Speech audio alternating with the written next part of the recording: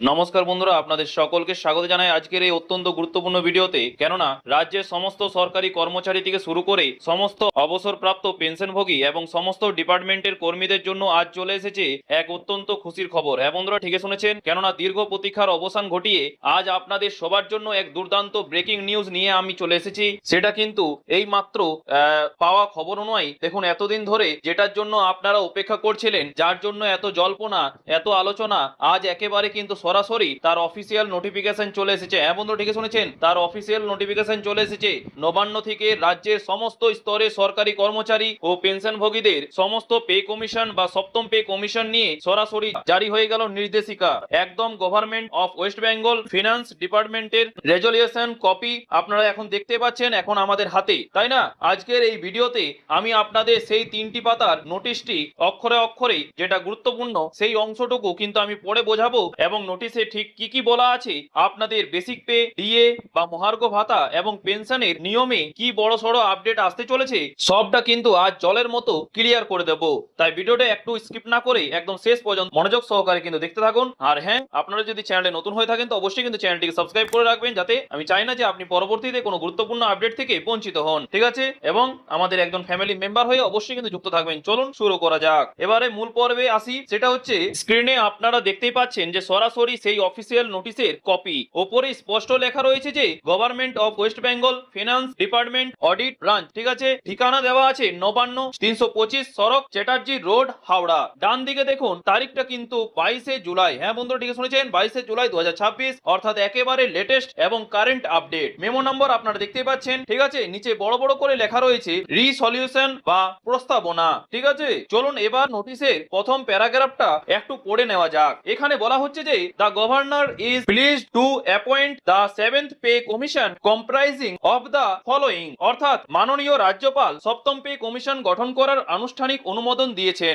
এবার দেখে নেব যে এই অত্যন্ত গুরুত্বপূর্ণ কমিটিতে কারা কারা রয়েছেন, কারণ এই মানুষগুলোর রিপোর্টের অপরেই কিন্তু নির্ভর করছে আপনাদের আগামী দিনের ফিনান্সিয়াল ফিউচার। হ্যাঁ বন্ধুরা, ঠিকই শুনেছেন। দেখুন, এক হচ্ছে চেয়ারপারসন। দেখুন এখানে রয়েছেন শ্রী অতনু চক্রবর্তী আইএএস, ঠিক আছে? ইনি ভারত সরকারের অর্থনৈতিক বিষয়ক দপ্তরের প্রাক্তন সচিব, ঠিক আছে? অর্থাৎ একজন অত্যন্ত হাই প্রোফাইল আমলাকে এই কমিশনের মাথায় বসানো হয়েছে।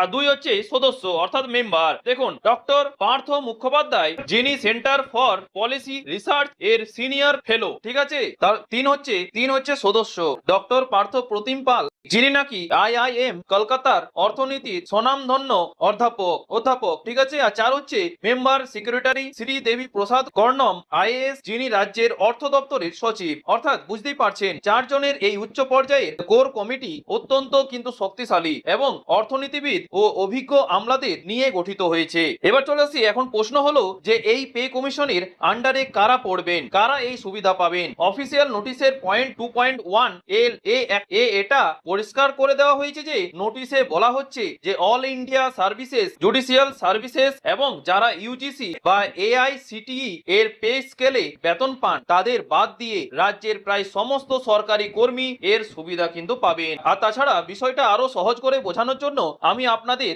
একটা লিস্ট দেখাচ্ছি। দেখুন, এক হচ্ছে সরকারি দপ্তরের কর্মী, রাজ্য সরকারের রুল মেকিং কন্ট্রোলের অধীনে থাকা সমস্ত গ্রুপ ডি থেকে শুরু করে উচ্চ পদস্থ কর্মী। তৃতীয়ত হচ্ছে শিক্ষা ও প্রশিক্ষণ, ঠিক আছে? সেটা হচ্ছে সরকারি সাহায্যপ্রাপ্ত school, primary teachers training institute, তারপর পলিটেকনিক এবং লাইব্রেরির কর্মীরা। অর্থাৎ আমাদের রাজ্যের বিপুল সংখ্যক শিক্ষক শিক্ষিকা সমাজ সরাসরি এর আওতায় আসছেন। আর তিন হচ্ছে স্থানীয় প্রশাসন ও বোর্ড, সমস্ত পঞ্চায়েত, মিউনিসিপ্যালিটি, তারপর কর্পোরেশন এবং রাজ্যের বিভিন্ন সংবিধিবদ্ধ সংস্থার কর্মীরা। এবার চলে আসি, এবার আমরা আসছি নোটিশের সব থেকে গুরুত্বপূর্ণ অংশে। আপনারা 2 নম্বর পাতাটা একটু ভালো করে লক্ষ্য করুন তো। দেখুন, পয়েন্ট 2.3 এ একটা মারাত্মক কথা বলা হয়েছে। লেখা আছে যে to review the dearness allowance and recommend and appropriate formulation for the propose pay structure, অর্থাৎ আপনাদের মহার্ঘ ভাতা বা ডিএ নিয়ে দীর্ঘদিন ধরে যে জটিলতা বা আলোচনা চলছে, এই কমিশন সেই ডিএ পরিকাঠামো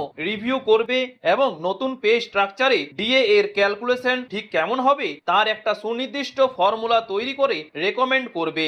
এটি সরকারি কর্মীদের জন্য অত্যন্ত বড় একটা খবর। আর শুধু তাই নয়, ওই একই প্যারায় দেখুন বলা আছে যে ট্রাভেলিং অ্যালাউন্স অর্থাৎ টিএ, স্পেশাল অ্যালাউন্স সহ অন্যান্য সমস্ত ভাতাগুলিকে বর্তমান বাজার দরের সাথে সামঞ্জস্য রেখে কিভাবে যুক্তি করা যায়, ঠিক আছে, তারও সুপারিশ করবে এই কমিশন। এছাড়াও ইনিশিয়াল পে ফিক্সন, ঠিক আছে, ইনিশিয়াল পে ফিক্সন অর্থাৎ নতুন পে ম্যাট্রিক্সে আপনাদের বেসিক পে, গ্রেড পে এবং ফিটমেন্ট ফ্যাক্টর কিভাবে ফিক্স করা হবে তার সম্পূর্ণ মডিউল তারা তৈরি করবে। হ্যাঁ বন্ধুরা, ঠিক শুনেছেন। এখানে একটা কথা বলে রাখি, সেটা হচ্ছে পে কমিশন শুধু বেতন বাড়ায় না, তারা কাজের পরিবেশ এবং প্রমোশন নিয়েও কিন্তু কাজ করে।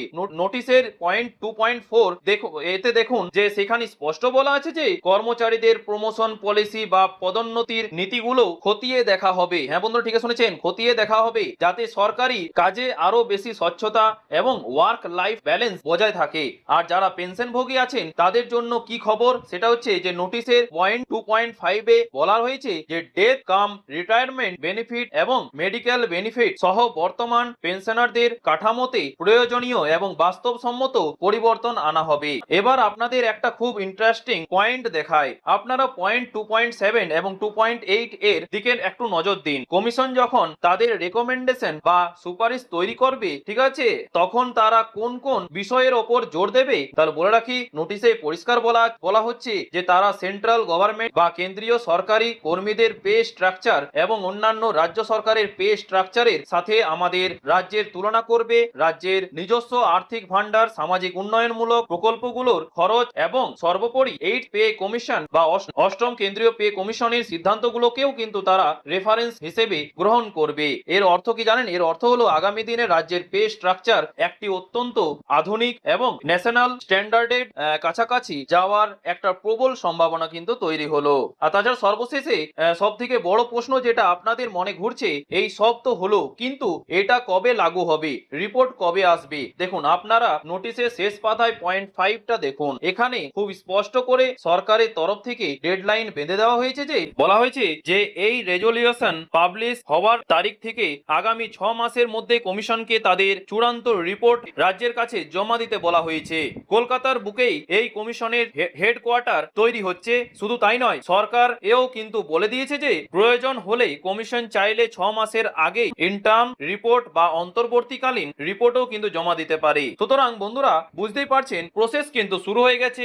একটা বিশাল বড় কর্মযোগের নোটিফিকেশন আজ কিন্তু জারি হলো। আগামী 6 মাস এই পে কমিশনের প্রতিটি মিটিং, প্রতিটি আপডেট অত্যন্ত গুরুত্বপূর্ণ হতে চলেছে। নতুন ফিটমেন্ট ফ্যাক্টর কত হতে পারে এবং বেসিক পে এর ক্যালকুলেশন কিভাবে পাল্টাবে, এই সমস্ত খুঁটিনাটি ক্যালকুলেশন নিয়ে আমি আগামী দিনে আরো ডিটেলসে কিন্তু ভিডিও আনবো। আপনারা যদি এই চ্যানেলে নতুন হয়ে থাকেন তো অবশ্যই কিন্তু চ্যানেলটিকে সাবস্ক্রাইব করে পাশের বেল আইকনটি প্রেস করে রাখবেন এবং আমাদের একজন ফ্যামিলি মেম্বার হয়ে অবশ্যই কিন্তু যুক্ত থাকবেন, যাতে আমি চাই না পরবর্তীতে এই ক্যালকুলেশন থেকে আপনি বঞ্চিত হন এবং এই সঠিক ইনফরমেশনটা পাওয়া থেকে বঞ্চিত হন। ঠিক আছে, তো বন্ধুরা, আজকে এই পর্যন্তই। দেখা হচ্ছে পরের ভিডিওতে নতুন কোন আপডেট নিয়ে। Thank you. পাশে থাকবেন, সুস্থ থাকবেন এবং সমস্ত ডিপার্টমেন্ট সরকারি কর্মচারী থেকে শুরু করে সমস্ত পেনশনার, সমস্ত ফ্যামিলি পেনশনার অবশ্যই কিন্তু ভিডিওটি প্রচুর পরিমাণে শেয়ার করবেন, যাতে ওনারাও এই ইনফরমেশনটা পেয়ে উপকৃত হন।